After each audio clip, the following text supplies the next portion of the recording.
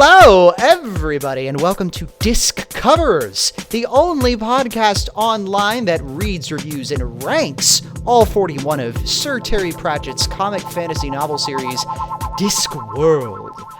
I am your host, Iris J, pronouns she, z, they, and I'm excited to be here today as we talk about Witches Abroad, I believe the 12th book in the series. With me are my effervescent co-hosts.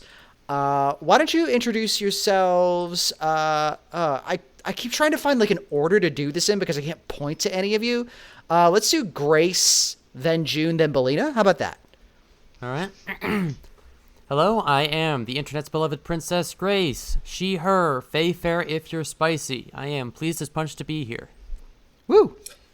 Hello, I am, as always, Juniper. I'm going to be sleepy as hell today on the podcast, so if you want to hear me at my smartest, go listen to the bonus episode, which will hopefully be out before this comes out. Oh, I have to edit it, and that's hard. And I am still Belina, she/they. I am always glad to be here, and I'm just relieved to have all of this ready in time. Hell yes. Hell yes. Together, we're four halves of one book reviewer. That's true. Four quarters? No, four halves, definitely. Definitely four halves. Like a mega book reviewer. Yeah. Or I call the head. I'll form the legs! Yeah, this was a really interesting book. It was really exciting. Second book in the Witches series, a personal favorite series of mine within the Discworld canon. We have a lot of really great moments with Nanny, Magrat, and Granny working together and sometimes against each other. Isn't this the third witch book? If you count Equal Rites, yes. Yeah. It's true. I guess you could count Equal Rites as a witch book. So yeah, third, technically. But maybe second, like with the classic gang at its heart. Yeah, the second Nanny, Granny, Magrat book. Yeah, the original flavor trio. Also, it's a really horny book. Yep, horniest one yet. Horniest one yet. This Really is going to be an exciting. interesting podcast because of that. This book went a lot of very strange places. Yeah. This could be described as an outlier. I don't know as much as an outlier as like moving pictures because it still has like canon characters and stuff, but like the vibe is a really unusual vibe for a Discworld book.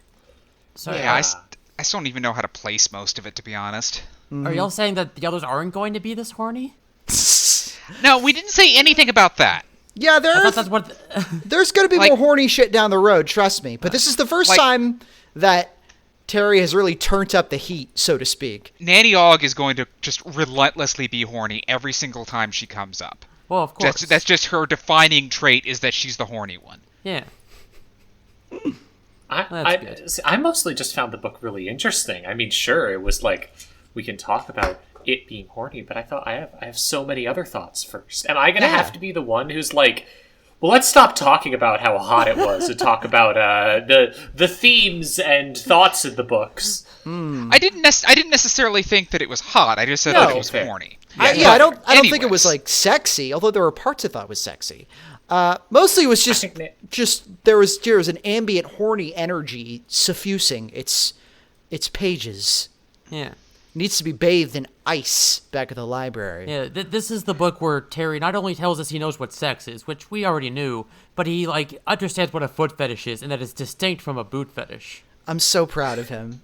Our boy has grown up so much. There's A lot of people don't move past that initial knows what sex is stage. Yeah. Before- You gotta explore the different flavors of sex, the different variances. before Anyways, we get into all of that. speaking of flavors and variances, let's turn it over to our expert synoptrix, Oh yes, of Belina, course. for a rundown of what this book was about. Belina, whenever you're ready, feel free to take it away. It begins like a lot of these stories do, with someone dying. Local witch Desiderata Hollow bequeaths her wand and duties as fairy godmother to Magrat Garlic with the explicit instructions to travel to Genoa and prevent depose/hiding Princess/Duchess Ella from marrying the Duke. The Duke is a pretender to the throne and a frog, but these are trivial details in the scheme of things. I'm not going to pronounce it duck. Magrat, along with Granny Weatherwax and Nanny Og, depart on a road movie that goes through several foreign locations that will never come up again, breaking several minor stories along the way as inadvertent practice for Genoa, the New Orleans of the Disc, which has unfortunately had Disney World built atop of it by Lilith Tempsier, aka Lily Weatherwax, Granny Weatherwax's sister, and Ella's other fairy godmother. She utilizes mirror magic and has stacked story on top of story in the city while disposing of anyone who might get in those stories' way. As it's dramatically important, the trio arrive right before Mardi Gras, and their attempts to set things to rights run them up parallel to Swamp Witch/Voodoo Lady Ezruli Gogol and the zombie of her lover, the late Baron Saturday, who successfully do break the story after the trio's own attempts simply get them folded into it. Before Miss Gogol can impose her own story, Granny fends her off and chases down Lily for a pair of final confrontations. With Lily trapped in between mirrors, the Baron's death prevenged, Ella in charge of Genoa, and Miss Gogol promising to stay the heck out of matters, the witches can go back home. They take the long way to see the elephant. Wow. Woo! All right, that was absolutely wonderful, and I think I may have to put my foot down and say this is the last time we could do it under a minute, because it's so much. Good and well written I that at this usually point take it's hard more like to even realize what happened. like 90 minutes and sorry, 90 seconds. But yeah, I still have the problem here was that there are so many details that if you start to pick at them, you have to go way into them. Mm-hmm. Like the specifics of the stories and what exactly they're doing, and the sheer amount of times that it's really obvious that Terry was experimenting with foreshadowing. Because that happens so many times over the course of this. Yeah. Sometimes for dramatic effects, sometimes for humorous effect. Like the whole Wizard of Oz thing was just a really good joke somehow, and actually managed to kind of make a callback to moving pictures that made some kind of sense. Yeah, that was fun. Or like the state, like Granny stating you can't force a happy ending. The only way you could really force someone to have a happy marriage is to cut off their heads right after the ceremony. You can't give someone a happy ending. You can only give them an ending. And then 10 pages later, she has to get rid of the big bad wolf. Yeah. There's so many things. It's actually really interconnected in a way that later Discworld books would be. I think we may have to like find a new format to keep, because your synopsises are really well written and very funny, as well as being impressively short. So we'll have to find something to do. Yeah, no, I'm more than willing to figure out what the heck we're going to do here, because anything that doesn't make us go back to doing a blow-by-blow makes every book I was going to say, episode. you could just keep doing them, but you can read them at a normal, reasonable pace instead of trying to cram them into Micro Machine's voice. It is very funny. They're too enjoyable to hear on fast forward. That's the problem. We all know you're more into Macro Machines anyways. Like it was true. inevitable. It's a relative thing. Well, let us know if you need a hand or four. Aw. Anyway, so I was going to ask, just to like start this, what did y'all think of the book? Did you like it? I think overall I liked it. Yeah, it was fun. Yeah. I mean, go ahead. barring some certain parts in the middle third, but the middle third tends to kind of always be the weakest parts of these books. Yeah. Like if you cut out the part where like they just like, don't they do things weird and different in other countries? Look, they have different names for things in France. Isn't that funny? And whatever the hell was going on with Magrat's martial art training. Yeah, that was bad. That was completely unnecessary, because even the payoff for it didn't require it. No, Yeah, it didn't turn out to be like it kind of landed like a wet fart. Yeah, I want to say I really enjoyed this book, but on that note, it was so mean to Magrat. Yes, Yeah. She didn't catch a fucking break the entire book, which sucked. Yeah. She doesn't even like really get to do any fairy godmothering. Like you expect that, like, I don't know, she gets to come out ahead at that at least, but No, she never works her way out of the pumpkin thing. Granny has to reset the wand to make it do anything else. Yeah. And even then, as soon as she shows her how it works, Magrat throws it in the swamp and nobody sees it ever again. Yeah, Yep. which sucks. If I remember correctly, she gets a lot better of an end of the stick in Lords and Ladies, which is coming up after our next book, but we'll see. I don't know. I was disappointed after what a pivotal part of Wyrd Sisters she was. She's just kind of here perfunctorily as a foil to the other two witches. The bit about that really gets me is the fact that we spend the entire trip here, Magrat just being extremely upset that she's being saddled with these two old biddies when the instructions said do this by yourself. Mm-hmm. And then as soon as we get to Genoa, it turns out this is actually Granny Weatherwax's story. Yeah.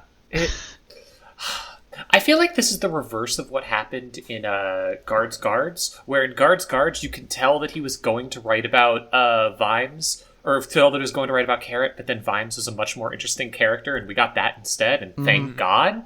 And this is like the same thing, and I love Granny, and I'll go into that later, but like, you just end up feeling like Magrat got the short end of the stick so hard. Yeah. She spends the whole time like getting made fun of for wearing pants or whatever. God, that was very weird. Like, it's out of all of the things I love about Granny, her weird conservative ideas about feminism is not one of the things I like about Granny. It's weird that Granny is very all in on, like, when you're a witch, you can do whatever you want.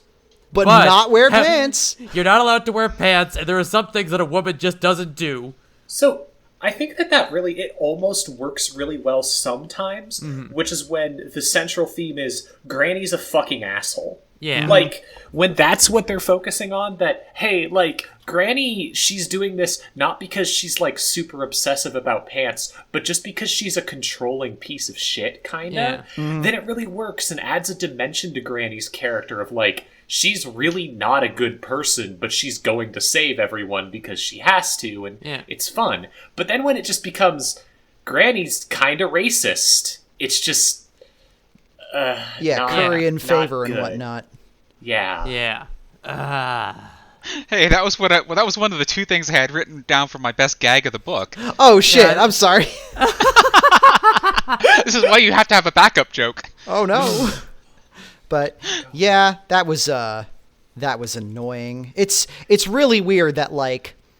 Like, I think I was saying it right before we started recording, but like you can tell like throughout the book, like Terry kind of has to put in these sections where he has to like make it explicitly clear that like Esme Weatherwax is kind of like acting like a bit of a prick, and he needs to like explicitly like have other characters be like, wow, geez, because otherwise she is definitely his favorite character to write, and he would just make the book all about her if he could. Yeah. And I get it, she's a great character, but she's also a big asshole. Yeah. I love her in this book, but I can't apologize for her. No. It's interesting. I found her a really compelling character in parts of this book and just kind of exhausting in others. Yes.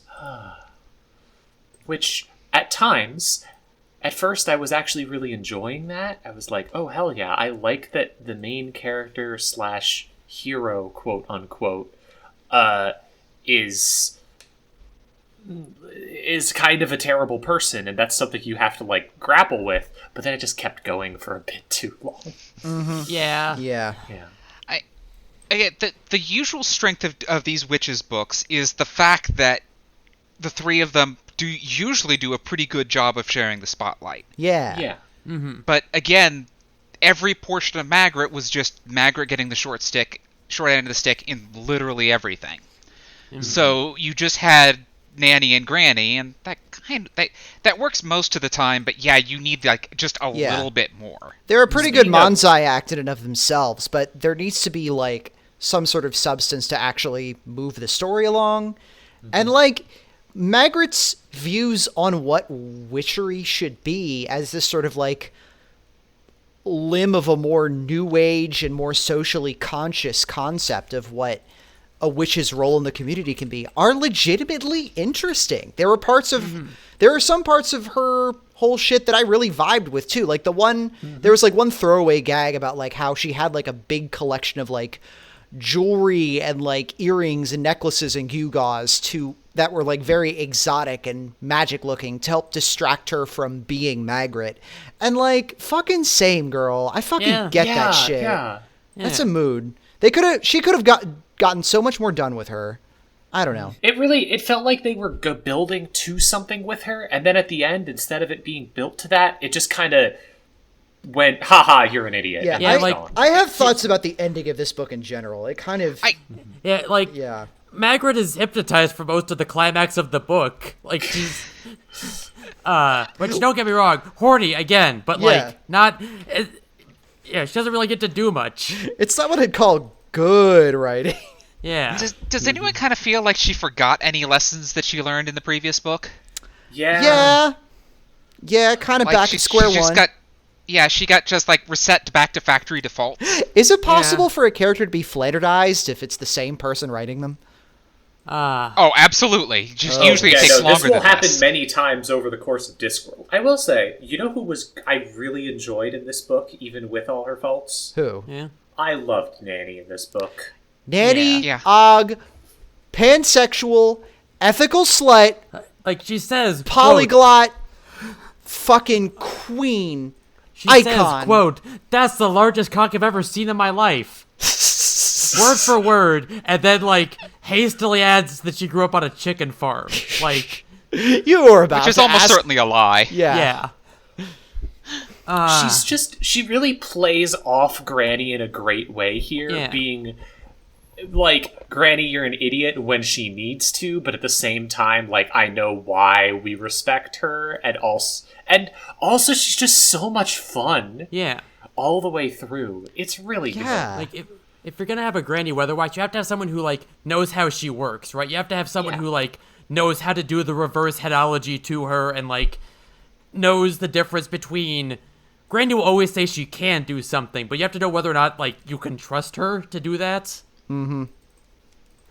Yeah, and she's got a real good grasp on it while still being just kind of a disaster, but she's a disaster in a very different way than Yeah. like Magrat and Granny, who are both very caught up in their own heads for whatever reason. Yeah. Big, She's just big- kind of a mess. in a big great party way. ant energy. Yeah, Yeah. exactly. I would be willing to believe that, just work with me here for a second.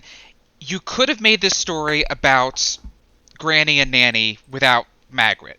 You could have made it with Magrat and Nanny, but you couldn't have made it with Granny and Magrat. No, No, absolutely not. Like Nanny's you the need her. interlocutor of the whole gang. Yeah, She is somehow two legs of the chair. Yeah, For she sure. She is the enzyme that makes the reaction work. Boom. yeah. And I loved her little, like, she's also kind of the viewpoint through which we get, like, the whole travelogue angle of the book. Like, Yeah. all of her little postcards back to her relatives were so cute. And Yeah. I love also And, that, like, canonically she can draw pretty well, too. That's Yeah. nice. Maybe. Maybe. Probably not. But she makes the effort to try. And that's cool. Yeah, I kind of figure her artistic ability is the same as her writing ability, Or her which singing isn't ability. really a knock on her because it's lanker. Like it's not like literacy is a important trait out in the mountains. Yeah. But her postcards probably look as good on either side. Best Uh, draftswoman within maybe a 10-mile radius, possibly, on a good day. I also appreciate the detail that she knows full well that she's going to be home long before any of these postcards get back, if any of these get back. Yeah. And that's just like a family tradition. yeah, like, there's no postal system, right? Like, she just has to, like, hey, you, would you meet someone who's going to Lake or give this to him? I really liked her. I loved her. I also loved how much she kept getting drunk. It was good. Yeah. On banana daiquiris. Yeah. It's a good joke. I promise we'll talk about something other than how horny this book is, but again, she's the one who understands how horny a frog tongue can be. That is true. She Like, does she mention does that. see Yeah. the duck and think, like, yeah, I'd want to get eaten out by that frog tongue. Everyone else is like, ew, gross. But she's like, maybe. Yeah. I can see the logic. The Also- aside where she's saying she'd maybe be okay if they're a man all night but a frog during the day. Yeah. Less problems. I feel like in a lot of the travelogue and a lot of the, let's just say, kind of racist parts, her being good-natured white lady who doesn't know what's going on was thankful break from Granny. She said a lot of things that made me cringe in the moment, but Yeah. it wasn't out of any kind of... I mean, her only preconceptions were that she was basically lied to by her own kids, so... Yeah. Like, Terry is...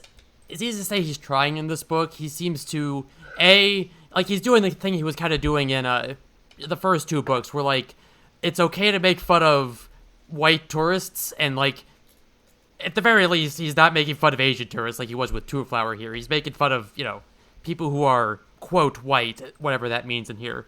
And he seems to aim most of his criticism at, like, Italians, the French. Let's talk about the travelogue part, and then get into the mess that is Genua. Yeah. Yes. Well, we can. Yeah, but first, like, the travelogue part. Yeah. Right. The getting It's there. mostly making fun of, like, there's a scene with the French and such. Yeah. What did y'all think of the travelogue in general? I do want to point out, they don't actually name any of those locations in between, do they? No, they don't. No. It's just they're in fantasy France, they're in fantasy Spain, they're in fantasy Bavaria. Yeah, fantasy. Yeah. Yeah. There's a little dotted line, only instead of, like, on a map, it's just kind of like... Just vague, it's on one of squiggly- Nanny's postcards. Yeah, Like, yeah. yes, we're having smorgasbord. Der Fledermaus, But I thought that was great. Literally, like, leaving a trail of, like, absolutely bewildered and terrified chefs in their wake. Yeah.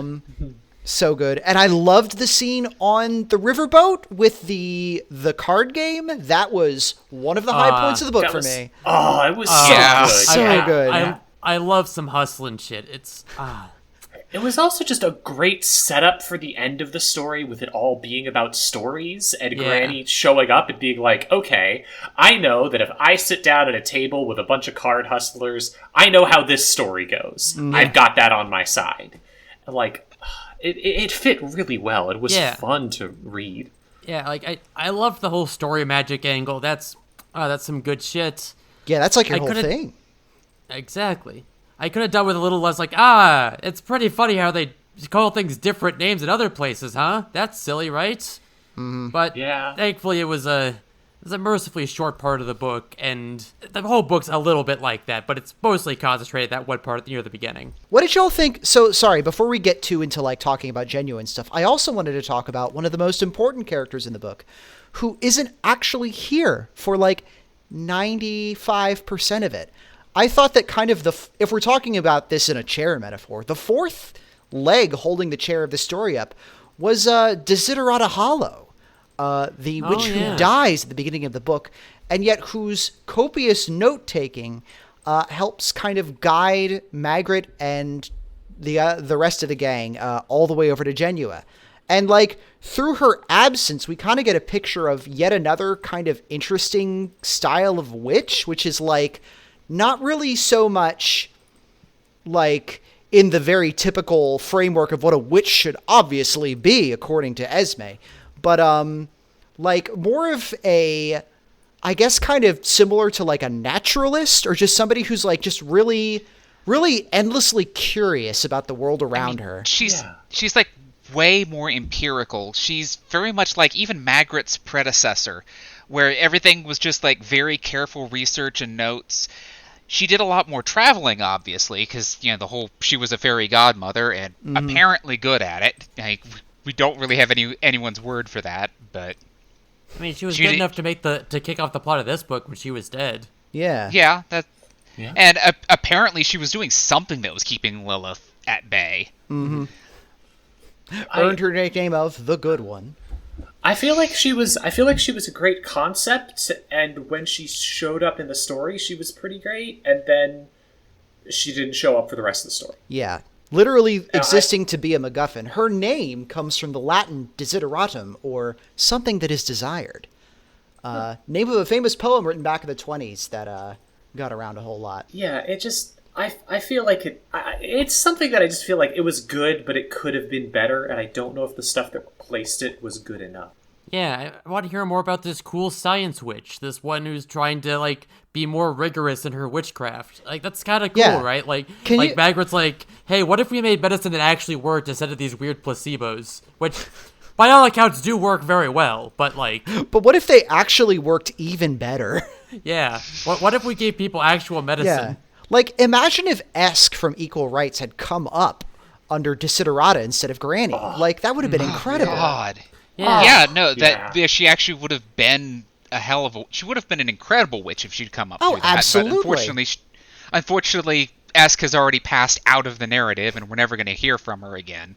We'll hear was from her again unfortunate- eventually. One of the We'll young never adult hear. novels. We'll never Kind hear of, from but her again. She's never coming back. We're not. Wink, wink. Yeah. We're not going to worry about it. A But signed wizard at birth. Definitely will never hear from her again, and it definitely won't be the most interesting thing to happen. I will say, I loved the little vampire escapade. Oh my god, yes! That was so funny. just sort of accidentally foiling him just by the act of opening the window a couple of times. Everybody Yeah. in this town seems so much happier than they were yesterday. I wonder what that's about. Oh well. They are burning a landlord at the stake. Oh yeah, Comrade Granny. Like, yeah, fuck that guy. Yeah. Like, we find out that Granny technically rents her cottage, but the landlord has never had the nerve to ask for rent in the last 60 years. Who would? Yeah. See, like I love that moment also because of what it says about Granny. It's this great moment of like, oh, relatable, but also what a weird dick move. Okay, cool. Just you're kind of a weird dick. Okay, all right, and it works so well to like illustrate that. I mean, none of us should pay landlords, but No. like, yeah. It's great that she specifically doesn't, and it's out of fear. Yeah. Yeah, it's good. It really builds that, and the whole scene was great. Mm-hmm. And Greebo was there. And Greebo was there. That could be like the tagline for the whole book. Greebo was there too. And he was doing good the entire time. He sure was. Yeah, no, he was doing great. He actually was important a couple of times. Yeah, plot critical. Like, he ate the fucking vampire, so... Yeah. I also, this is something that I kind of applies to the whole book, but especially the like traveling section. What a weird selection of stories Pratchett was going with. Like, there's this sense of it being like, oh, well, fairy tales repeat themselves, but you've got a Lord of the Rings parody, An a Wizard of extended one at Oz that. parody. It wasn't just them beating Gollum over the head with an oar. That whole mine was Moria. Yeah, they do this whole extended bit about, like, well, what's the point of invisible runes? You can't even read them. How do you know you've got a good deal? Yeah, you've got, here's vague vampire stuff, here's the running of the bulls, which doesn't seem to be a story, it's just a thing that you don't understand, you've decided to make a joke about.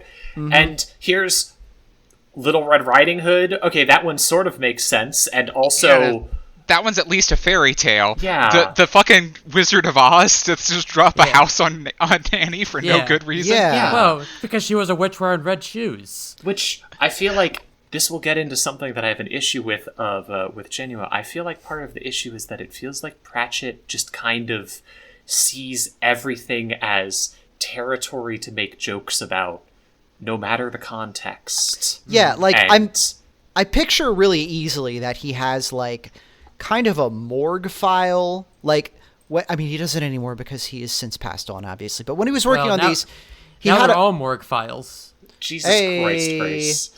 Jesus. I picture that when he was working on this, he had, like, kind of a morgue file that was just, like, an assortment of loose ideas of, like, gags he could insert into a Discworld book anywhere. Like riffing on stuff. And then, like, for different books, he'd kind of pull them out of the morgue file and tailor them to suit and stick them in. Like, he didn't just, like, go from bang. And with this book, it maybe feels like he went back to some earlier ones, and, like, some of them work really well when they're in service of character development, like the boat or like the vampire and stuff. And other ones just feel kind of, like, oddly out of place. We're passing out of the era when we can expect Discworld books to be Road to blank movies, you know? Like, Yeah. the entire Wizard of Oz thing was, like, entirely just to make Granny Weatherwax and Magrat forget that they're fighting. Yeah. That was the only thing it accomplished. It had no other... Well, that and pay off for the red boots and the new hat, I guess. Right. But... It was a pretty good payoff, and it sort of worked. Yeah, and but, like, it mostly just Why Wizard of Oz? Yeah, and to get rid of the dwarf bread. Mm-hmm. Which Okay, I did love the dwarf bread payoff. That was a good bit where, like, well, it's not proper dwarf bread unless it's been dropped in water, sat on, pulled out every day and looked at. Well, it's your lucky day. I think the cat may have peed on it. Hot damn! Not technically accurate to what dwarf bread will be later, which is a joke I like a lot more, but this was a good joke. Yeah. Mm-hmm. Yeah, like, dwarf bread is going to keep coming up, and most of the time it's just going to be just that it's famously inedible, but I promise it actually does have real uses later. Plot critical, terrible baked goods. Yep. But overall, it was just very... Scattershot? It felt very scattershot, which for most of the book wasn't really an issue. It was just kind of like, okay, I don't really know why you chose this. And then you get to Genua. Yeah. Where scattershot now includes Terry Pratchett understands what voodoo is, we swear. Yeah. I was actually talking about this before the broadcast as well. Before we wade into the murky waters of whether or not the voodoo portrayal in this book is respectful, I'd like to state off the top for our listeners that all four of us are white.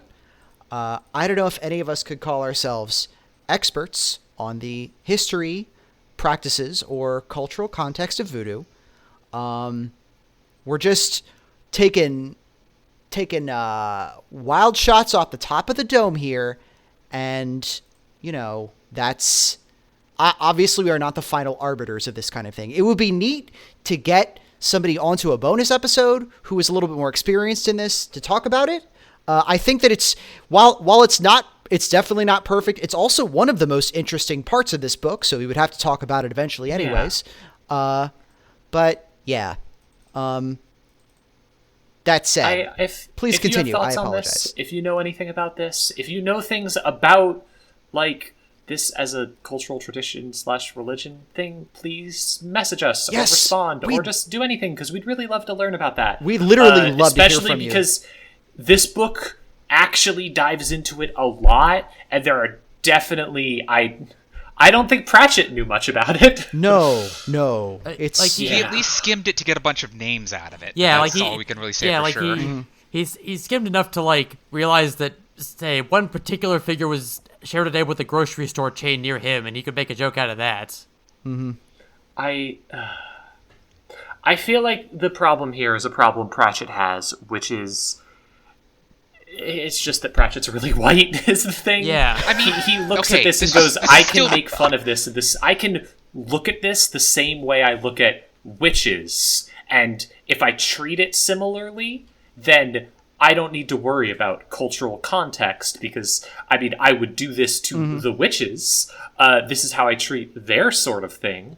The problem is, he knows a bit about witches, and it's a thing that he's constructed, and it also doesn't have immense racist cultural implications, and it's also a real thing that people do. Voodoo is a real thing. That's so wild, because witchcraft is something in fiction that can mean a billion different things and can be defined a billion different ways, whereas voodoo is a very specific and real religion. It'd be like if the witches got to Genua and they're like, oh yeah, well, the only person who dares to face down Lilith is Mrs. Gogol, who lives in the swamp. She practices a mystical and secret art known as Catholicism. Yeah. And it's like, although, holy shit, what a book that would be. I mean, I've seen Anime Iris. I know that. Admitted, the Pope versus the Magic Kingdom would be pretty cool. Yeah, that would be wild. But like, side note, wild how this book's kind of concept is Disney is being built on New Orleans. There's kind of a central contradiction there, given that Disney would later make a movie called Princess and the Frog. Which, and also like Disney did in fact like build the Magic Kingdom in like the swamps of Florida, so there's kind of a parallel there, and like. Only a few years later, this ground would also be trodden by another ex-Disney helmed project called Shrek by DreamWorks Animation Studios.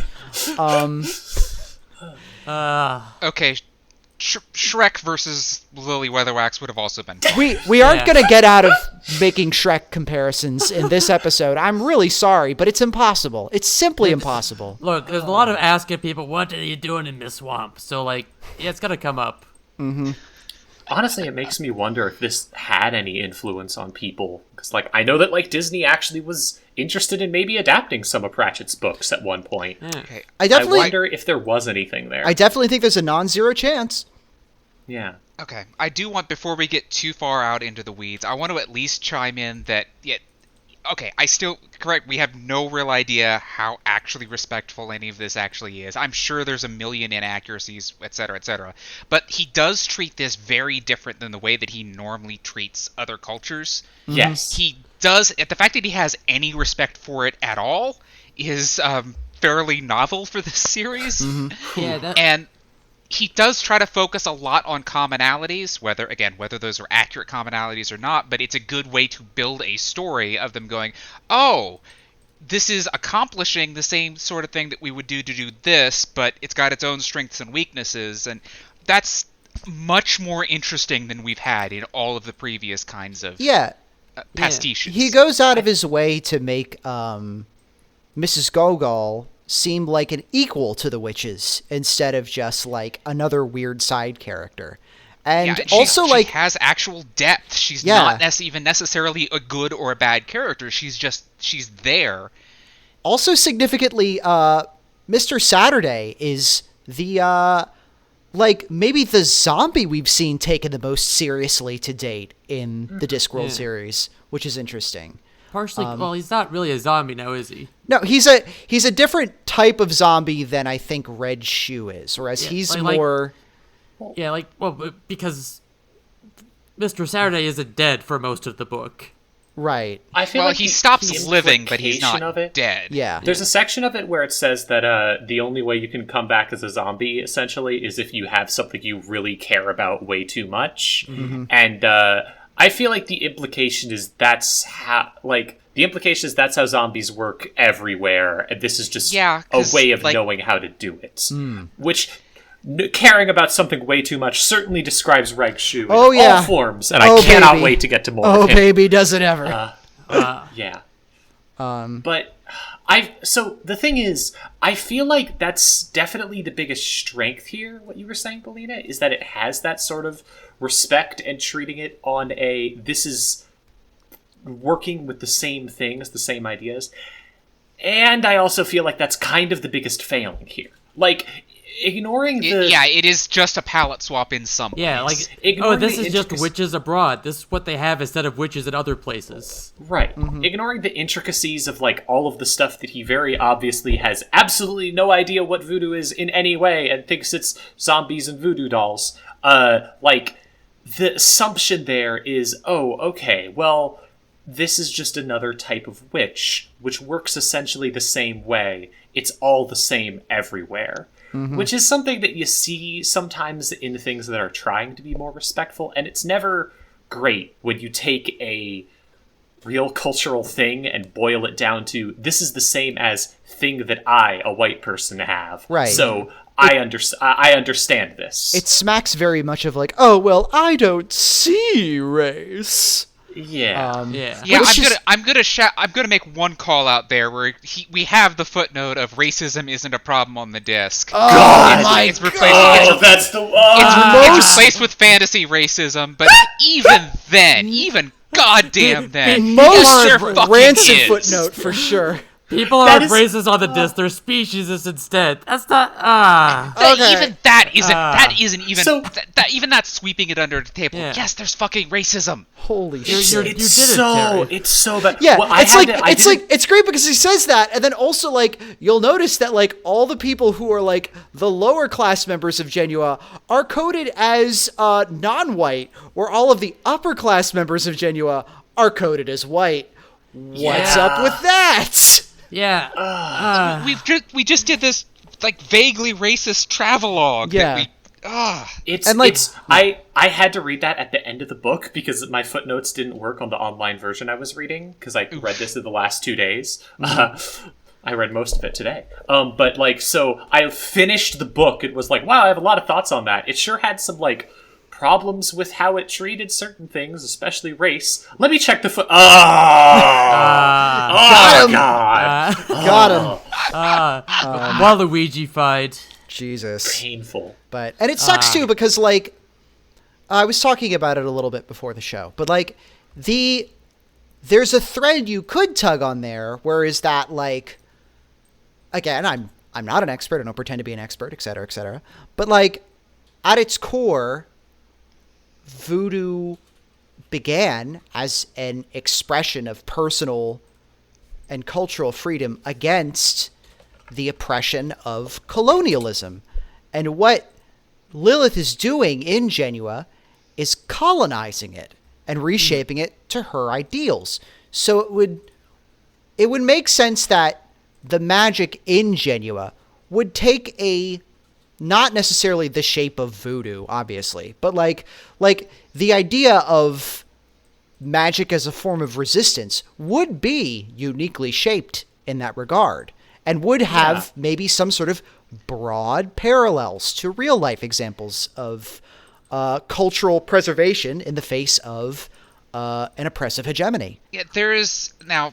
Again, it is worth pointing out that all of this happened like in the last dozen or so years, because Lilith's only been there for so long. Yeah, and that so presumably Baron Saturday wasn't really that great either. And there's actually some really good remarks on there, both for cooking and for magic, on how it's like there's not really anything that you don't have the same ability to make farms and raise livestock and the like, so they just basically eat pretty much everything in here, and they just have learned how to make stuff out of almost anything else. Mm-hmm. And again, it's weird. It's like there was some completely deprived underclass or something. Yeah. It's made very clear that Baron Saturday was not a particularly good ruler. Like, he was fine. He was sometimes he was cruel and he did mean shit, but at least he didn't make you smile or put you to death for like not being an innkeeper who didn't smile enough, or a toy maker who didn't tell stories to the children. Which there's another issue with the themes of this book. Yeah, that's... Thematically, what happens at the end? Well, time for another ruler. But we'll get to that when we get to the end, which I feel like is going to be a mess. Yeah. The ending of this book is really kind of the weakest part, IMO. Like, more so than the middle. Because the middle was entertaining. The ending just felt really muddled to me. Yeah. I mean, are we skipping to the ending at this point? We're not. This isn't a blow by blow. We can just popcorn to wherever we want, really. Well, I wanted to say that, like, having said all of this in criticism, I do think that, like, you could tell that Pratchett is trying, and he's definitely treating a different thing with an amount of respect and trying hard to create a story around it. And even with all of my criticisms, it's a lot fucking better than the last few books. Yeah. Like, my god, yes. It's leaps and bounds better than Pyramids, I'll tell you that. Yeah, for sure. I'm going to clarify earlier and say that, look, it's good that he's trying to find commonalities. That's good. Saying they're the same thing is not good. And he's definitely trying to do the first, even if he starts to slip into the second. For example, in this one, he spends a lot less time, maybe even no time, unless I miss something. He leaves his weird atheist streak at home. Like, he doesn't spend any time going like, oh, these people with their silly gods, how dare they believe in them? Like, he doesn't do that. And in fact, like, a lot of the basic concepts of, like, gods are something that people assemble. They start out very small, and you have to build them by pushing belief into them, are ideas that he would then use in our next book, Small Gods. Only there, they were transplanted onto a vaguely Christian analog. And I think they hit a lot better because he knows what he's talking about a lot more. Yeah. Yep. There's a really good line near the start of the book where it's like, Granny didn't believe in the gods because, well, she knew them too well. She worked with them all the time. It would be like believing in the mailman. Mm-hmm. You really should believe in your mailman. You should. Well, yeah, please believe in your mailman. If they aren't terrible. I mean, they're great, but, in the sense that I'm rooting for them, but they don't need it. They don't need my faith to continue existing. Friends, if you're looking for something to believe in me instead. Think about it. It's pretty great to believe in. It's true. I don't know what your religion is, but for many of you out there, especially those raised under awful conservative Christianity, consider: has Jesus ever done anything for you? Meanwhile, I provide you this podcast once every other month-ish. Just a thought. Just a thought. If you're gonna pray to someone, consider who's done more for you. Yeah, who Anyways. read 12 books for you, huh? Yeah. Think about that. Anyways, You don't have to read the books here. We read the books for you. exactly. And when there was only one set of footprints, that's when I was reading the book. Having said that, like, also, Mrs. Golgol was a great character. Oh, yeah, Like, she was awesome. a really fun character for 90% of the book. Yeah, Yes. she ruled. I love that this is such a minor thing, and like it didn't make sense considering it's like a crib from Baba Yaga, which had nothing to do with anything. But I love Yeah. that her house was on giant duck feet. I wanted Yeah. more anachronistic stuff that kind of made sense within the swamp setting like that. That was so Yeah. cool. It was Yeah, great. that's like a weird anachronism that's like, oh, that's fun as hell. Hell yeah. Yeah, of course. Yeah. Of course, her house has duck feet so it can paddle around inside of the swamp. Yeah. That's great. Like, That's how it seems to move from time to time. Yeah, Because like it you- was like within city limits earlier, but then it's like then it's like somewhere completely unrelated when Ella gets led to it. yeah, like you see a house on stilts, like the next logical step is, well, it's got legs, might as well walk. Yeah. Did we want If you're to? gonna complete... Oh, sorry. if you're going to completely and totally ignore, like, the actual, like, cultural implications of this, at the very least you could do something kind of cool in a weird way. Yeah, you could kind of magpie a bunch of different shit together and be like, well, it's a little like voodoo, but also it's a lot not like it. Yeah, I don't want to say that all you had to do was file the serial numbers off, but it would have been somewhat easier to swallow if they weren't literally calling it voodoo. Yeah. Yeah. It's messy. It could be a lot worse, but it's a fucking mess. Yeah. It could be a lot better, too. Anyways, why don't we talk about, speaking of messy characters, why don't we talk about Lily Weatherwax? How did you feel Yeah. about her as a main villain? Well, unfortunately, as a character who is expressed mostly through a mirror, she's about that deep. Yeah. She's just Yeah. completely flat, and that's sort of the thing, is like everything about her has been just scrubbed and pressed and simplified because she has to make everything work into a story, which is not a bad hook, it's just the fact that I can't really think of anything else about her. Yeah, like we get some good villain energy at the end. We get a nice exchange about, we're measured by the strength of our adversaries, of our nemesis. And Yeah, we- the whole thing about it is better to like defeat them and leave them limping away cursing your name than it is to kill them and so on. We even get a "You're not so different, you and I" near the end when Yeah. her and Esme are facing off. Yeah. And it suitably pisses Esme off. Yeah. Yeah, and we get that really good scene where they're both trapped in the mirror, and this book has a whole theme about finding yourself and about, well, you can either go to all these places to find yourself, or you can just say, what are you talking about? I'm right here. Which is just this really good spirited away ass moment where, they're both trapped in the mirrors with infinite reflections of themselves stretching out every direction, and Death tells them both, like, well, you can leave as soon as you find the real one, and Lily spends the rest of the time presumably just running in one direction through the reflections, and Esme just says, is this a trick question? No? I'm this one. And that was the right answer. Fuck yeah. Yeah. It's a good Meaning, bit. yes, it's a fucking trick question. Fuck you, Yeah. Death. I feel kind of like Lily was just kind of... Pratchett had a really great idea for a villain. And the idea is, in fact, really great. The whole idea of, like, the stories being something that repeats and the danger is in them, you can't escape them, Yeah. etc., etc. And, like, the witches having to fight not against, like, a villain who wants to defeat them, but rather against the story Narrative. as a Yeah. whole to Yeah. stop it from, like, continuing is really great. And Yeah. it works. Like, she works as a villain for that reason. And there's a bunch of fun bits with, like, her... The evil stepsisters being snakes that she turned into people, and all of it's really great and fits. And then he didn't really give her much of a character. Yeah, because And it's not a huge problem because it's fun and the bits are really good. Yeah. She's just not really there. Yeah, there's a reason she doesn't really get much screen time, right? She spends most of the book, like, looking through mirrors and, like, Yeah. saying menacing shit to the Duke, or the Duck. Let me ask this. Did she have any real reason to do this other than because she could? No? No. like, that was legitimately bugging me for half the books. Like, why the hell is she doing this? What's her payoff? Yeah. There isn't any. She's just power tripping. Yeah, other than, like, she gets to be the power behind the throne, I guess. I think it's the implication, like, she only really works as Esme's negative, where it's like, there's a lot of to do during the argument between her and Esme and Magrat about how Esme could be a very, very powerful and terrifying witch if she wanted to, but she absolutely doesn't enjoy using magic for anything. Out of this enormous idea of self-restraint and this fear of what would happen if it went unchecked. And, like, I feel like Lilith is supposed to represent, like, the idea of what a witch would do if that power went unchecked.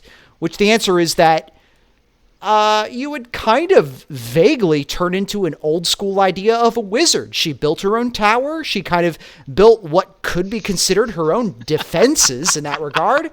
And she spread her influence out around it.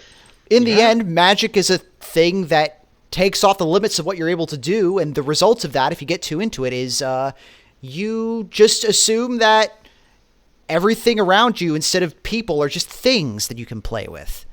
I mean, this does kind of come up a lot in a lot of Pratchett stuff. Yeah, that's like the Discworld thesis.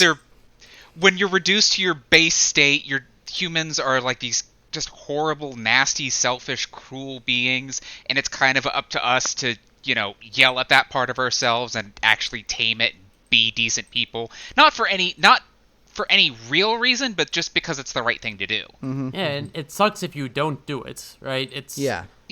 It's one of his great strengths in themes is this kind of idea which he keeps returning to, and he hits it really well in some books. And here, I just don't think she's enough of a character for it to work. Yeah, Granny she works doesn't well. have any. She needed motivations. There had to be some reason why she's doing all of this. Why? Like, the mirrors themselves were a good thematic element, but she was just kind of doing it because she could do it. Yeah. I mean, the mirrors are a great thematic element because really her only characterization is as a foil to Granny.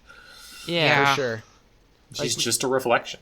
This is where we get this really good thing about, like, you can't treat people like they're things, like they're you're treating these people like characters in a story when they're actually people, which is a weird thing to read in a book.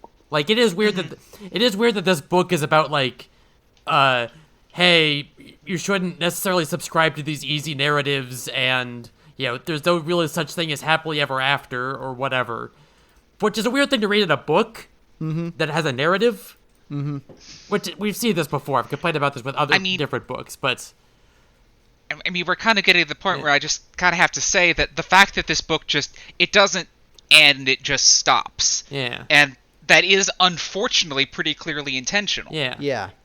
Like, he didn't want to wrap it up with a bow because that would defeat the entire purpose of the rest of the book. I know I've done this in previous books, but this time I meant to do it that way. This time I'm trying to really make you think about books. Really makes you think. Yeah. Really makes you twink. And speaking of twinks, I loved it when Greebo got his human form and turned into I would a not human describe form. Greebo. Greebo is not a twink, Iris. No, absolutely not. But I would be a twink for Greebo, is what I'm saying. I would. Oh man! Finally, we get a hot male character written by Terry. So good. We get this grizzled, like, beat up Catboy with an eye patch. Oh my god. He sucks so much, and it's great. He's great. He's great. I would read a book just about him. Love that kitty man. So good. I have a type. So good.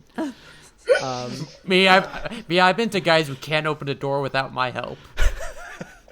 He looks very big and scary, but he just likes getting a little scratch behind the ears. Oh, yeah. You're literally getting ready to do a book on feral cat girls. Of course you're going to be after the feral cat boy. What if there's something to this Catboy delinquents?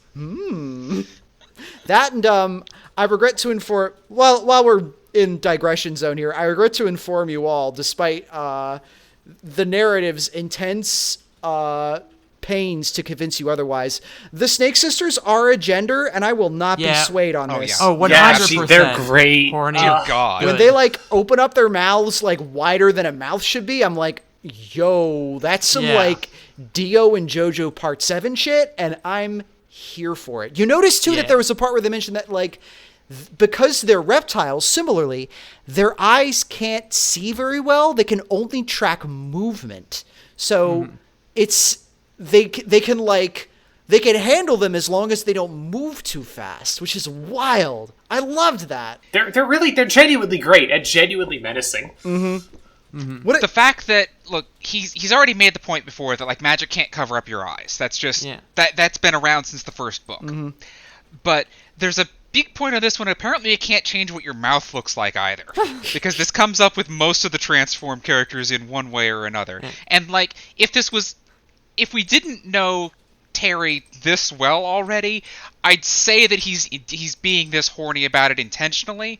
I'm pretty sure he isn't, but I'm not 100% sure that he isn't. I don't think he is, but I will be in his stead. I will bravely be horny for him. Look, the eyes and also the maw are the window to the soul. That's true. That's true. Again, this is the eyes are the window, the mouth is the door. There we go. Like, and the nose is the chimney. Like, this is the book where Terry admits that, like, he understands the erotic appeal of being turned into a beetle and stepped on. Yes. I don't know if that one was he understood the erotic appeal. I think that one was not about the erotic appeal. That was about trauma. Yeah, he didn't understand that. I understood it, though. He understands the erotic appeal also, of like, Greebo, which means he understands the erotic appeal of Catboys, and that we can respect him for. Yes, thank goodness. Catboy ally, Sir Terry Pratchett. Now, look, after the beetle thing, yes, it was about trauma, but there was also a line in there about, like, I forget what exactly the line is, but I definitely put in my notes, that's the second time in this book it's been acknowledged that some people have foot fetishes. Yes. Also, you're forgetting about the Horseman's Word, which is about CBT for horses. Yeah. Wow. What the heck, Pratchett? You're holding out on us. I'm sorry. I didn't mean to make the whole episode about this book being horny, but I will give a little space. Horny book. Yeah. Like I haven't even mentioned Casanunda, the world's second greatest lover, but that just means he tries harder, you know. Yeah. God bless his heart. Here. Yeah. This is the second time he's come up. Yeah, after being a random side joke in Reaper Man, I think? I think it was Reaper Man, yeah. Yeah, I think Reaper Man. Having him show up here and immediately hit it off with Nanny Og was great. Yeah. You can tell that like Terry wrote that joke in Reaper Man and then was like, I can't not have this guy pop up at some point. I gotta find an excuse. So good. God, the joke of like him being like a world's greatest liar, and is that true? No. Yeah, it's really good. So good. So good. Speaking of that, while we're easing our way towards ranking, what was your favorite gag of the book? Oh God. Usually this is an easy one, but it's hard this time. There were some good ones. I definitely had a favorite gag. Hold on. Let me pull this up here. Yes, here we go. Favorite stupid-ass groaner joke. This place we're going to, she said. Genua. Desiderata says it's decadent.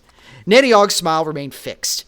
Yes, she said. That's good, is it? I've never been to a city before. Granny Weatherwax paused.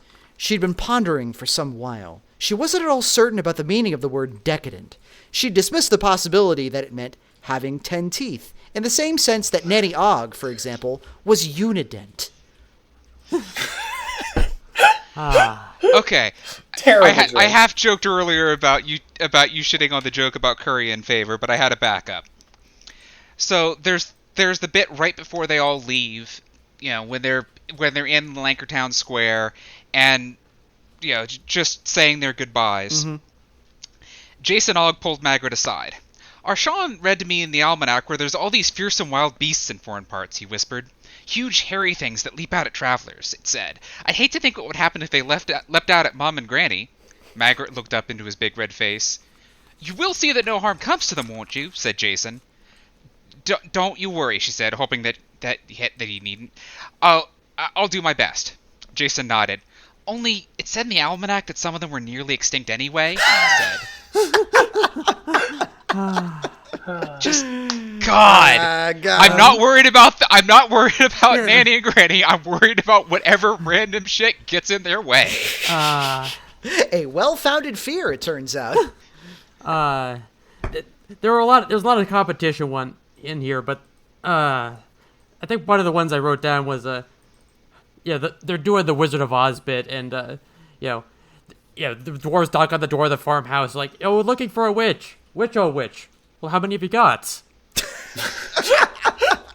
And then that being an actual thing. Good stuff. I think mine might have been the world's greatest liar joke. Yeah. I think the worst joke in the book, the most groan-worthy, is the payoff for him being named a duck the whole time. God, yes. When they finally get to his room and they find a pond there, it's duck pond. The duck pond, yeah. And just absolutely terrible joke. Jesus. Yep. Has he committed some foul deed? Terrible. I also want to say, on the subject of this being like feeling Disney and feeling New Orleans, that's actually what the book is. It was inspired by Pratchett going to New Orleans and then going to Disney. Yeah, what if they God. built Other way around. Yeah, the characters even call it the Magic Kingdom. That's great. Yeah, but very just explicitly, he went to Disney World and then went to New Orleans and was like, these places feel different. I'm going to write a book about them. Yeah, I'm going to write a book about how this manufactured happiness is weird and bad. While everything in New Orleans is real and not manufactured. Definitely. I mean, anywhere where you go and eat a lot and drink is probably going to be fun in some way. This is true. I'm trying to think of any other big stuff that happened in kind of the middle section of the book where they're trying to ruin the ball. We should probably talk about Magrat getting hypnotized. Yes. Yeah. Oh wait, before that, hold on. There's a lot of witch hypno cake in this book. Can I share one more dumb joke before we move on to the go hypno for cake it. Yeah, I have segment, one in my of which pocket, we will too. no doubt have 3 more hours to talk about. Yeah. Where Y'all was can. it? Oh God, I had this like double bookmarked and had the page folded over because I'm a bastard who doesn't care about my own books. While you're digging that one up, I do want to give a little bit of shout out of Death showing up. Oh, Death was great. Death was great in this book. He did nothing important, he just kept showing up and it was great. Also, listener, I just want to say, all of my thoughts on the book, whenever I'm like, this was great or this was bad, please pretend that they're ignoring the ending. Because that's its own subject. Yeah. This is about the bit in the cottage with the wolf, the Little Red Riding Hood analog, which I thought was great. But the witches are trying to convince Little Red Riding Hood that they're fairies and that she shouldn't go see her grandma. Yeah. Said Margaret. Well, I'm Fairy Tulip, and that's... She avoided looking directly at Granny. Fairy Daisy, and this is... Fairy Hedgehog, said Nanny Og. This addition to the supernatural pantheon was given due consideration. You can't be Fairy Hedgehog, said the child after some thought. A hedgehog's not a flower. How do you know? 'Cause it's got spikes. So's holly, and thistles. Oh, and I've got a wand, said Magrat. Only now did she risk a look at Fairy Daisy. We ought to be getting along, said Granny Weatherwax. You just stay here with Fairy Tulip, I think it was, and we'll just go and make sure your Granny's all right? I bet it's not a real wand, said the child, ignoring her and facing Magrat with a child's unerring ability to find a weak link in any chain. I bet it can't turn things into things. Well, Magrat began. I bet, said the girl. I bet that you can't turn that tree stump over there into a pumpkin. Ha! Bet you anything you can't. Bet you $1 trillion you can't turn that stump into a pumpkin. I can see the two of you are going to get along fine, said Fairy Hedgehog. We won't be long. Just like Such a terrible bit. it's literally all that Magrat can turn stuff into with the wand is pumpkins, and this kid, the first thing that her brain snaps to is, I bet you can't turn it into a pumpkin. Okay, I want to give extra special bonus points for the fact that the kid keeps doing it. Well, we over and over. I bet you catch can't up turn to them that later. tree into a pumpkin. I bet you can't turn that rock into a pumpkin. It's so funny. But we catch up they've been doing this the entire time. Like, I turned all the other ones into pumpkins, but you haven't turned that into a pumpkin. It's bound to go wrong soon. Yeah. Like, That might have actually been the part that made me laugh the hardest. That moment right Realistic childlike behavior. Yeah. Yes. Like, there's this whole Blues Brothers reference. Are you the tax gatherers? No, we're were fairies. And a brick joke that only got me when it's not supposed to be a brick joke, but I only noticed it when I was looking at L-Space was, so when we get to Genoa, there's celebrating Carnival, including a Samedi Nuit Mort, or Saturday Night Right. Dead. Mm-hmm. Yeah, Oh my I don't think I god! would have parsed that as a joke. Oh Yeah. shit, that's good. Yeah. Terrible. So was the name supposed to be like a shortening of like genuine or something? Or I have no idea. I feel like it's supposed to be like a joke that you realize way after, because they usually are. But I can't really find a reason why it's called that. Maybe because the people there can make delicious food out of anything, you could say they have a lot of ingenuity. Ah. I have no fucking clue. I think he just came up with a name. Yeah. If you know, tell us. Yeah, because usually if, like, a name is a joke, they'll, like, make a pun on it at some point, right? Or, like, they'll call attention to it, but This doesn't wasn't really happen here. Yeah, this is just a country place.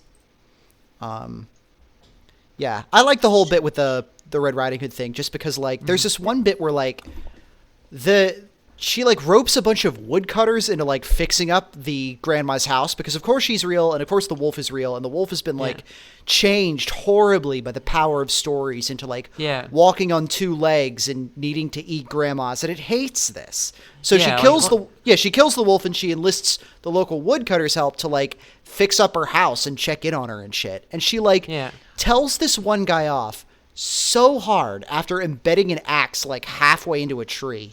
And, like, later, I'm not going to read it because it's like 3 full pages or whatever. But later, she meets back up with Nanny Og, and Nanny's just like, you really enjoyed doing that to that guy, didn't you? You only did that because you enjoyed being an asshole to that guy, didn't you? Yeah, it's good. It's a good bit of characterization. That whole scene is pretty great in general. Yeah. And it's kind of that central problem of, like, Lilith's actions and vibes of she's fucked grinding up people fairy up for tale, stories. is a lot scarier than she is. She's just kind of not really a character. Yeah. Look at this wolf. You gave him anxiety. Look at him. Yeah. Unsurprisingly, Belina was made very sad by the horrible mistreatment of the big bad wolf. Yeah. Aww. Sigh. I mean, there's that movie coming out, right, where he's a bank robber or something? Oh, yeah! He's a sexy heist man and stuff. Yeah. Who knows? Maybe it'll even be good. Sexful Master Wolf. So, the party. Yeah. There's a lot of random stuff we could talk about. We could talk more about, like, Mrs. Gogol's, the house. So we could talk about, like, some of the weird shit in Genua and, like, how they try and do things. But I think, like, I think the biggest thing is just, like, the party as a thing. Oh, yeah. It's got a lot of stuff going on, including a lot of weird people. Like, there's the whole hypno thing. There's the duck. It's strange. What do y'all have any thoughts on it as a scene that goes on for, like, 2 chapters? Yeah, I think it went on a little bit longer than it should have. Yeah. I think it was also interesting that, like, they could have ended the book after they sped up the clock to strike midnight early, and then like they could have had a face down there, but, like, I get why he did it, but I don't think it makes for a better book. That he had to have Mrs. Gogol and Saturday storm into the place, which was cool, and then for Mrs. Gogol to, like, stand in the way of Esme, which I guess makes sense because she's, like, an equal to the witches, but also it felt weird for her to suddenly be an antagonist. Yeah, And for her to suddenly show up and be like, no, I want to be in charge of the city, even though I've never indicated that I wanted this beforehand. On one hand, I kind of like the narrative beat of the fact that she's been basically growing gods for the last 13, 14, however many years. Mm-hmm. And that this was her big moment to just unleash it all at once, and this was her best chance and all of that. Except we didn't really get invested in that particular branch of things. Yeah. Like, I get that she was the lover of the Baron, since the Baron is the zombie. Mm-hmm. And this was just like a big revenge plot on their part. But and I kind of like the idea of like the witches aren't the ones that break the story because the witches just kind of get folded into it. I like that, but it all just kind of comes together and just sort of happens. Like, what's even the beat of Lily trying the same thing 3 times in a row? Yeah. And other than, things happen in threes, but I feel like it's like the exact same result. It's not like at the third one he turns it back around on her or anything. She just gives up after that. I feel like it's supposed to make him seem cool and this to seem really, like, powerful and spooky. And yeah, it would have been a showstopper if this was a movie. Yeah, and, like, I feel like part of the problem is, once again, it's one of, like, 8 climaxes the book has. Yeah, there's too much going on, I think. Like, I feel like I was losing track of something or missing something the entire time. Like, we stepped into somebody else's story or something, Yeah. which, like, if it had felt like that was intentional, that could have been great, but it just feels like he had to trim something else elsewhere that would have given this some context. Yeah. I feel like part of the thing is this is a bit strange, but there's a lot of points in the book where Pratchett seems to imply that Miss Gogol's actually maybe evil. Maybe this is bad. Well, but that's just sort of is like, she's not bad, she's not good, she's just a person. And again, this could have been handled a little bit better, but the fact that she doesn't do anything bad to anybody until this moment. Right. And there's a part of me that wants to say Pratchett was relying on people going, voodoo, that's evil and bad and spooky. And unfortunately, we aren't racist enough to get that part. But either way, it just doesn't work. It's just suddenly she shows up and is going to do things her way, and it feels very strange. Yeah. And like it's not like she doesn't have a good argument as to why, because the witches aren't from around here. And even though Lily is kind of their problem, what Lily did to the city is the problem itself. Yeah, and like she does, even at the end, it's like, she kind of got 2 out of 3, right? Like, her daughter was on the throne, which, by the way, Umbrella was her daughter the entire time. Remember her? I completely forgot about the fact that somebody had to actually give birth to Ella. Yeah. Yeah. I just completely forgot about that tiny detail. Yeah. Which I got that she was the Baron's son, the Baron's daughter. Sorry, but I did. It's like, wait a second, that's only one half of the equation. Yeah. Which I also didn't quite notice she's Ember Ella as a play on Cinderella, huh? But also, that till later. But also, if you say it fast, it sounds like umbrella. Umbrella, yeah. They at least called attention to that in the text. Yeah, okay, that was funny that, like, Magrat goes, I better not say that. I bet she's heard that joke a million times. Yeah. And then 2 lines later, Umbrella goes, well, at least your name doesn't sound like an umbrella. Yeah. Pratchett was good at taking an obvious joke and, like, telling it in a way that's actually funny. Yeah, like the entire alligator sandwich bit, this entire book. God, that might have been best groaner of the book, and that's because it's not even a joke. Yeah. Yeah, it's not even a good joke. I mean, y'all know what the actual joke is, right? Yeah. Yes, only because I read the annotations. Yeah, a guy goes into a sandwich shop and says, "Make me an alligator sandwich and make it snappy." Yeah. Yeah. But that's the joke. And then they It's never not say even the joke the entire time. Yeah. They're just constantly getting the joke wrong. It's great. Yeah. I have an issue with the ending as a whole, which is that, and this ties into kind of what it does with Miss Gogol and the Baron and such, it feels at times a bit too, all right, time for Granny to show everyone up and beat everyone because she's the real main character. Time for her to kick some ass and she's gonna beat everyone. Yeah. No one else can win because it has to be her because she's the character I like. And it's... Yeah, like, at the very end, at the big confrontation in Lily's tower, where, like, Magrat and Nanny just kind of leave, Yeah. Yeah, oh, right, we shouldn't be involved in this. You know, to be fair, if you see Death walking upstairs, you're probably going to go, I don't want to be where he's going to be. Yeah, like, That's a perfectly reasonable path to yeah, take. like, maybe we should go up, but, take the slow path. Yeah. Yeah. The bigger issue with it, though, it not only does it just kind of not fun to read or interesting, is the way that it comes across in one scene as very...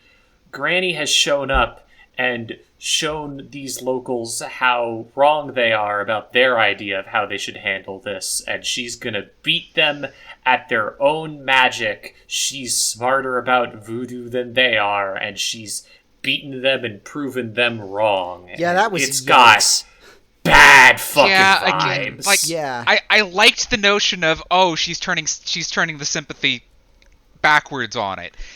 That's a good bit, but the implications aren't great. Yeah, I get this really should have been that it really should have been more of the local folks handling the local problem, and then let Granny go ahead and just sweep up the detritus of Lily. Yeah. It's just a mess. And I mean, similarly in that is the fact that, like, what's the plan here? So Ella's gonna be in power now? Like, it's still a kingdom here that she's now gonna rule, and it just it's so fucking weird. The end result is the same. She just doesn't have to get hitched to a frog to do it. She just I mean, that was sort of the thing, was that, like, the Duke was never actually important. He was just there to serve as a part of the story, because she was the actual ruler the whole time, and them getting married would make the Duke actually legitimately the ruler, but not in the way anybody expects. Yeah, but, like, at least Lily isn't, like, pulling the strings, I guess, which is what she apparently wanted to do. It's hard to say. But even then, it's like, we get Ella even saying, like, I've been a scullery maid my whole life. I don't know what I'm fucking doing. How do you run a country? And they're like, you'll figure it out. It'll be fine regardless. At least it'll be real. At least it's not, living in fucking Disney World. Other than oh, well, I need to finish the story and have the prince married off to a beautiful princess. There was really no other amount of power that Lily could have attained. She already had won at that point. Yeah, again, she's just doing this because she can. Yeah. And, like, if there had been some kind of reason to complete the story. Yeah, like, I guess her idea is, like, I'm the good fairy godmother, I'm the good witch, and so I'm going to make everyone have a happy ending and live in the storybook kingdom. Come hell or high water, no matter what it takes. But she won't gain anything. There's no a story just eventually loops, or it just ends, or whatever. Like, and again, like, it has no real connection to the mirrors themselves.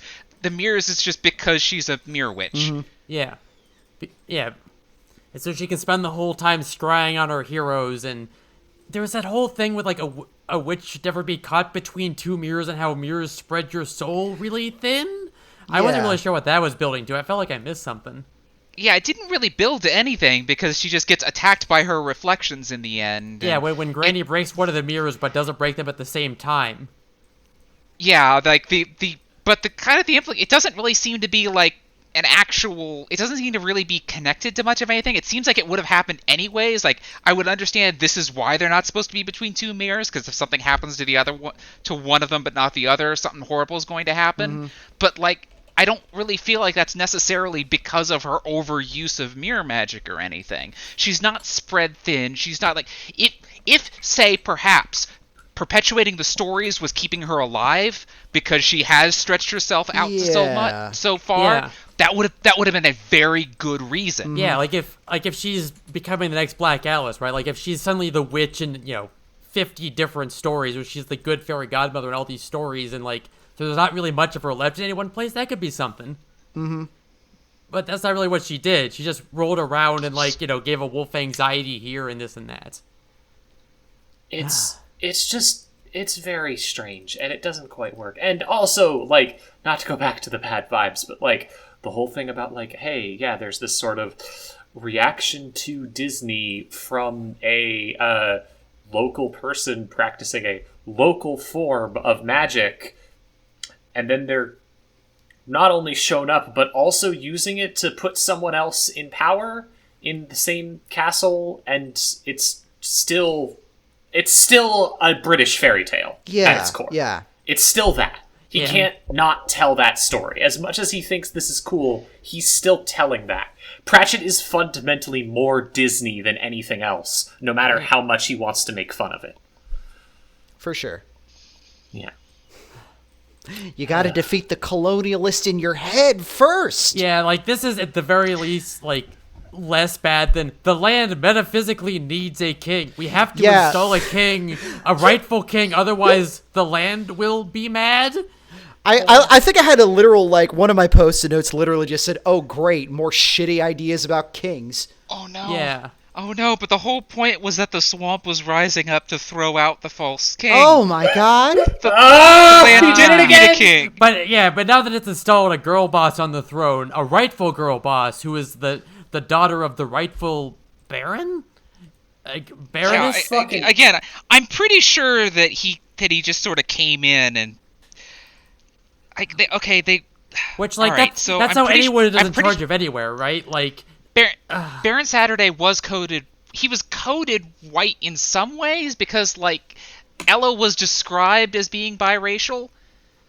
It's also really weird to be doing this with, like, the guy of Baron Samedi, who is, like, a real figure in this religion. Yeah. It's weird to also it's just not good. Yeah, it's weird to also have him be, like, the actual ruler of this place who is described as, like, like, he's not great. Like, he's cruel and, like, shitty. I'm pretty sure that he colonized it before Lily came here. He'd have to, because it would take a while.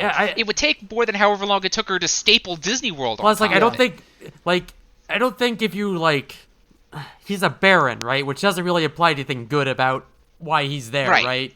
There's still feudalism, you can only be a baron if there's a king or something you roll up to. Yeah, again, this had to have gone on long enough for an underclass to develop a culture, which is a lot more than a decade or two. Mm-hmm.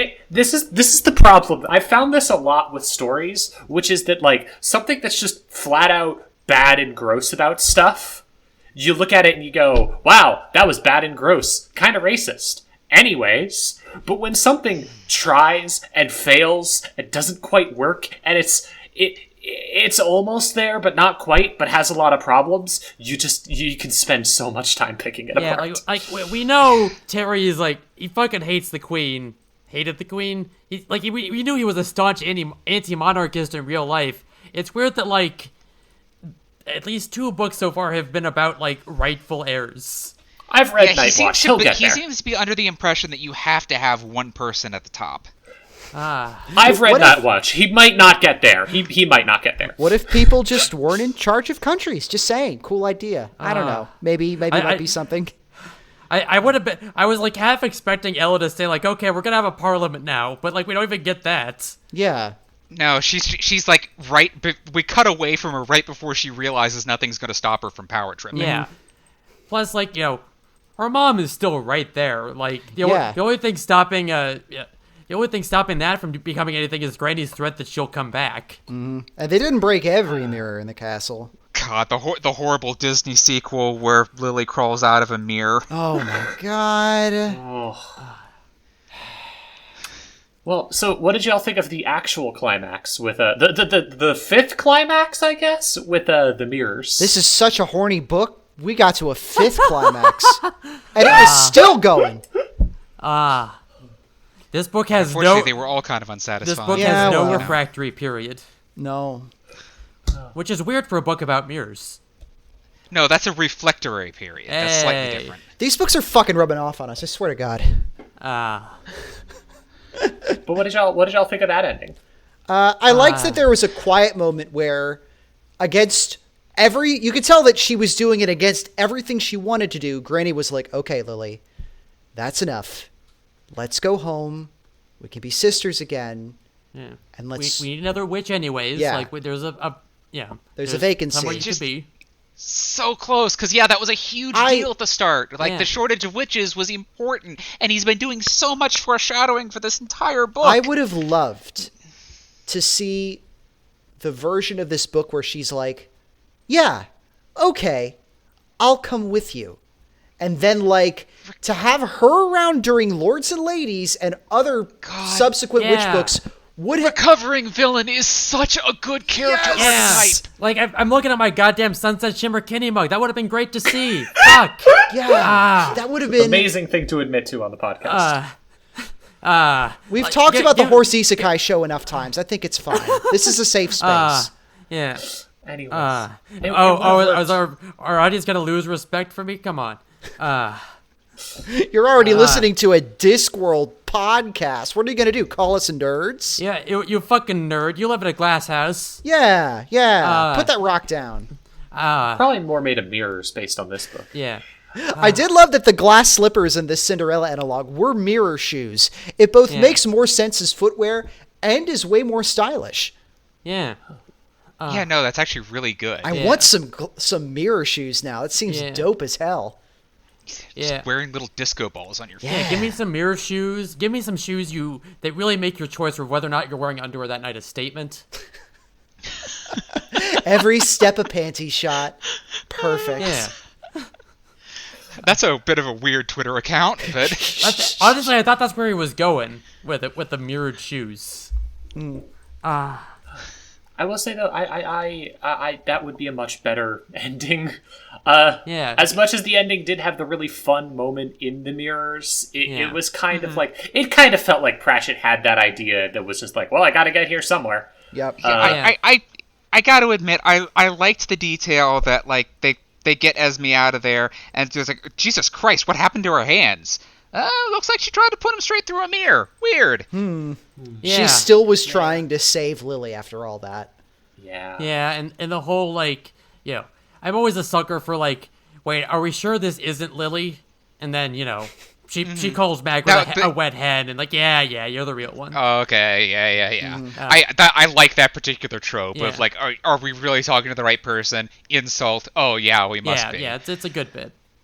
God, yeah, like that whole mirror thing could have been... Okay, you are now picturing Granny Weatherwax just running through these infinite reflections, coming upon Lily, going, this is the real one, and then they both wake up. Give me... Which, unfortunately, it would have been a very storybook way of doing it, but it also would have been a satisfying ending. Yeah. And, I know you're shitting on the idea of satisfying endings, but I really would have appreciated it also, anyway. It's exactly the level of storybook that would have given Lily enough power to get out. Yeah. Like, yes. Give me Lily's fucking face turn. Someone's got to have written this fanfic, right? Yeah. Hopefully someone has. If you have written this fanfic or are planning on writing this fanfic as a result of this podcast, please send it to us. Give me I will commit to a dramatic reading if someone has a fanfic. We will of that. make that a bonus episode if you do that. Give us your Lily Weatherwax fix. Ugh. Am I gonna have to write that now? Shit. You've got enough on you're already working on Please, one can someone else write this? I don't have enough time to write all the fanfic I want to. Before we wrap up the book with all of this, I do want to say that as much as I've talked about all of the many problems this book has, all of the large issues, we did all really enjoy it a lot, I think. Oh yeah, no. Yeah. Despite its faults, it was fun. Again, we will rip much harder into a C+ work than we will into an F-. Yeah. Good bones on this book. That's just the way that it goes, because there's so much for us to dig at, and that's a compliment on the book itself. Mm-hmm. Meanwhile, we had basically nothing interesting to say about pyramids. Yeah. Yeah, exactly.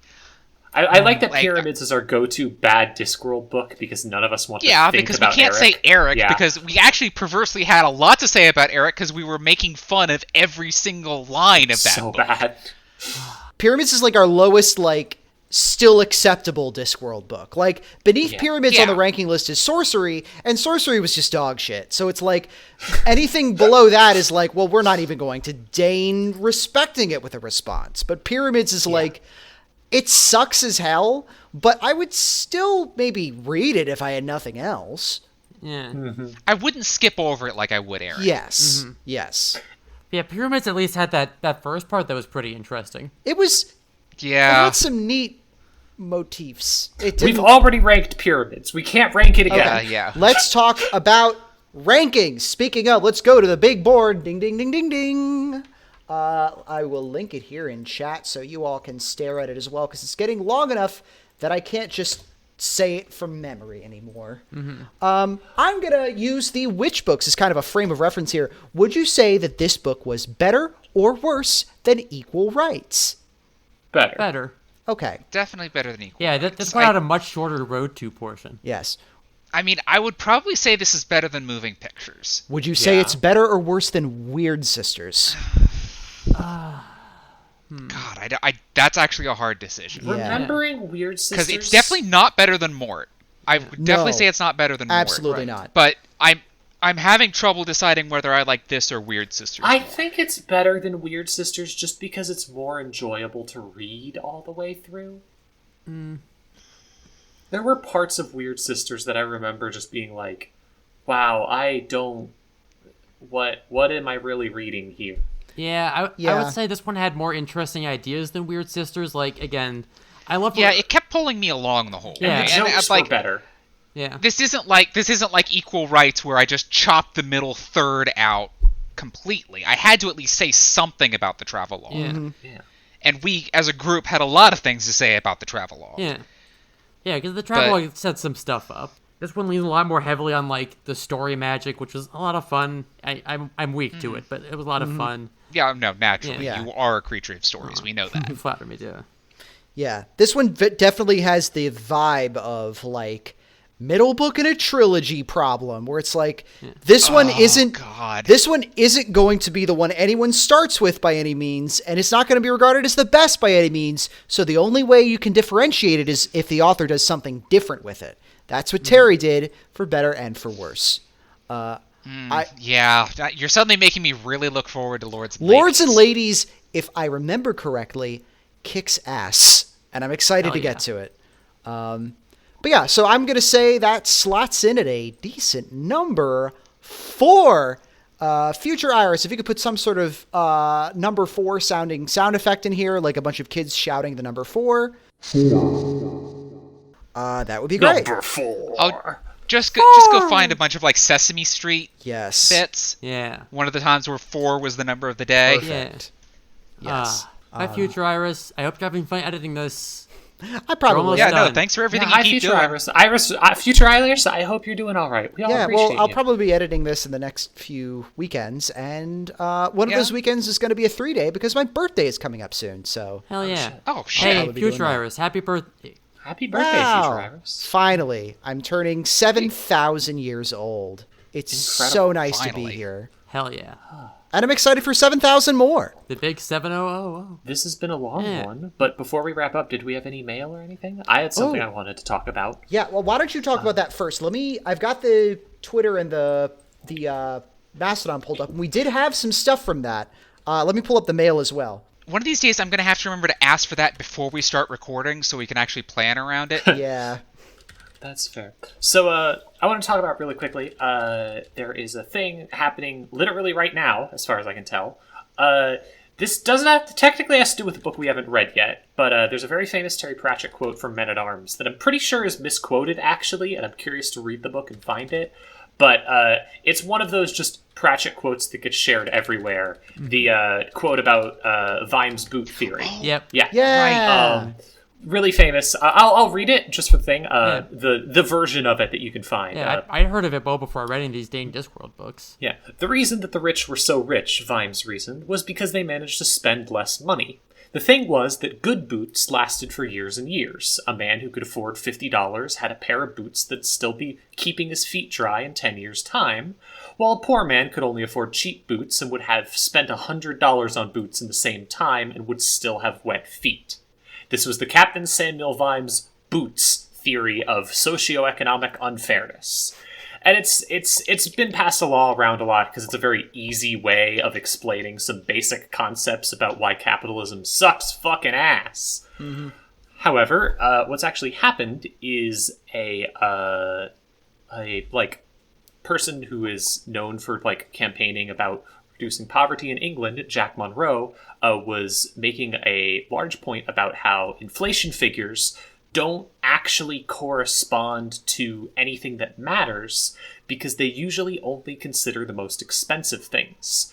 If you're poor, you can't go to the store and buy expensive groceries. You're generally buying the cheapest stuff to stay alive. And poverty, inflation estimations don't consider how much the price of incredibly cheap stuff that people need to stay alive has gone up. They consider the price of normal goods to a middle to upper class family.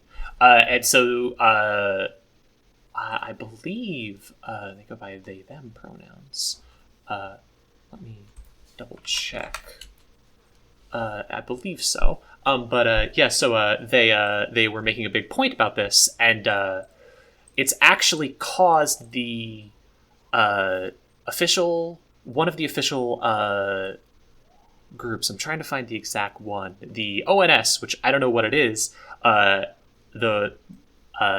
to change its policies to actually take into account these things, take into account the items that are at the bottom that people need when you're in poverty.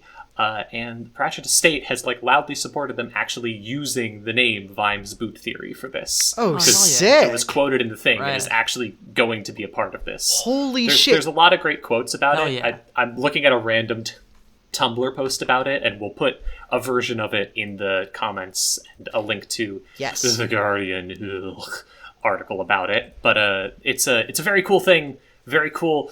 Pratchett actually had a pretty good effect on the minds of people. We'll get more into that later. That kicks big asses. That's awesome. Hell yeah. Yeah, we don't have any fan mail in the email account. If you want to send us some, by the way, that's disc@hypnovire.us. That's DISC@HYPNOVIR.us. And you can email us if you liked an episode, if you're reading along, if you have a piece of Discworld ephemera you want to send us, you can send it to us there. We also have a Twitter account @DiscPod on Twitter, and a Mastodon account if you're a decentralized social media kind of gal or guy or they. That's at discpod@queer.party. Most notably on discpod@queer.party, I want to give a shout out to Kirby for talking about rereading Reaper Man because of us. Posted a really neat paperback from, it looks like, the English printing with Josh Kirby's wild-ass art of death with a very big hat and some overalls. That's an interesting look for you, Death. Way to go. I'm posting it in the chat. Also, as brought to our attention by Wizard of Docks, the Prague Zoo has named its newest baby orangutan. And the name means librarian in Indonesian. They specifically named... Is it a... Yes, he. Well, we can't really ask it, but as far as we know, he. They named him I don't know if this is pronounced correctly. Pustakawan, or Kawi for short, which means librarian in Indonesian, as a cute little Pratchett reference explicitly. Aww. So that's great. The librarian exists for real somewhere, or a kid named after him. Real? Librarian real? We're an hour and 40 minutes in, and we're only just now apologizing for the fact that we're mangling pronunciations. Anyways, thank you very much for listening. We appreciate it. Please tune back in next time for our episode on Small Gods, 13th book, self-contained story, and a personal favorite of mine. I'm excited to revisit it. I hope you are too. But yeah. This is Discoverers. My name is Iris J. You can find me on the web at irisj.net, irisjcomics on Twitter, and on mastodon.social. As my thing that isn't Discworld that I'm going to recommend this week, I would like to recommend an anime that I watched with my husband recently called Muta King the Dancing Hero. Came out late last year. Didn't hear any buzz about it, but it's a remake of an anime that came out 50 years ago about a kid who transforms into a Sentai hero on roller skates who fights aliens by dancing. The remake is the same, except it's set in Neo San Francisco, and the bad guy is basically Steve Jobs, but also an octopus alien. Hell yeah. Just like in real life. It's fucking buck wild. I really can't recommend it enough. Also, it's a nice taut 12 episodes. So if you want to finish the whole season in like 2 nights, easy to do. All right, I'll just go outside in this time. Yeah. I'm still Belina. I'm actually, well, given the weather out there, the fact that the Northeast is now buried under snow, I'm just going to recommend that folks just wrap themselves up in something comfy and get something hot to drink. Ooh, that sounds nice. Recommending a hot drink. I'll link to the Wikipedia page for hot drink. And if you're in the mood for a hot twink, there's not really any in this book unless you're into Frog Boys. Or possibly Casanunda. That's true. There's no... Can a dwarf really be a twink? There's no minimum height. I mean, he seems like for a dwarf twinks. twink. I think you could make a dwarf twink work. I definitely think that there are dwarf twinks, and they are doing the Lord's work out here. Yeah, you're right. I'm making some assumptions on how dwarves are built. Especially That's my bad. Especially if you consider the word twink to be gender neutral, which many of my friends do. Mm-hmm. I'm Juniper. Hopefully by this time, the bonus episode featuring me and some friends of the podcast will be out, and you can hear us talk about Johnny and the Dead and Reaper Man. You can find me on... please listen to that. It was a really good conversation, and hopefully when it's edited down, it will still be a really good conversation. Hell yes. You can find me on Twitter at Juniper Theory, and I'm going to recommend... I am going to recommend... I've been watching also an anime, just turning into an anime podcast, I guess. Ranking of Kings, which I'm only 14 episodes into, and it's fucking great. It has one of the anime MILFs of all time. Maybe it gets terrible later on, so if the season finishes by going, actually, we hate everyone and are racist, I only saw up to episode 14, which is, I think, all that's out right now. Yeah, for what I've heard, for it's cool all the way through. Ranking of Kings, I can confirm kicks big ass. Fuck yeah. So far, it rules. We love to rank a king. Kind of what we did in this book, come to think of it. Yeah, it's true. Damn. Baron Saturday probably smelled pretty bad. Damn, stories really do repeat themselves. I have been the internet's beloved Princess Grace. You can find my writing, programs, podcast posts, everything else that's fit to plug at princess.software. And as for what I'm going to plug this week, if I was going to plug an anime, my dress-up darling looks pretty good, but I've only seen one episode of it, so I'm going to plug Roller Coaster Tycoon 2. Hell yes, it's a classic. Hell Which yeah! I have been getting a Weird Jones to play recently, and let me tell you, it's still pretty good. Yeah. You can even download OpenRCT2 for modern machines, so you just have to own the game for that, but Is it's that good. the one where you can do multiplayer as well? Yeah, it's got like online multiplayer if you want to do that. That's awesome. Cool. Give that a look. Hey, just to inflict this on the readers or listeners or, everyone around me, some things that you said a moment ago just made me suddenly introduce the possibility that Casanunda is a lesbian, and, I had to think it, so do you. Yo! We stand a he-him lesbian. Oh my god! This opens up so many possibilities. Holy shit. I'm going to be thinking about this for the rest of the night. If you want to draw fan art of the world's second greatest lesbian lover, please send it to the podcast. Please.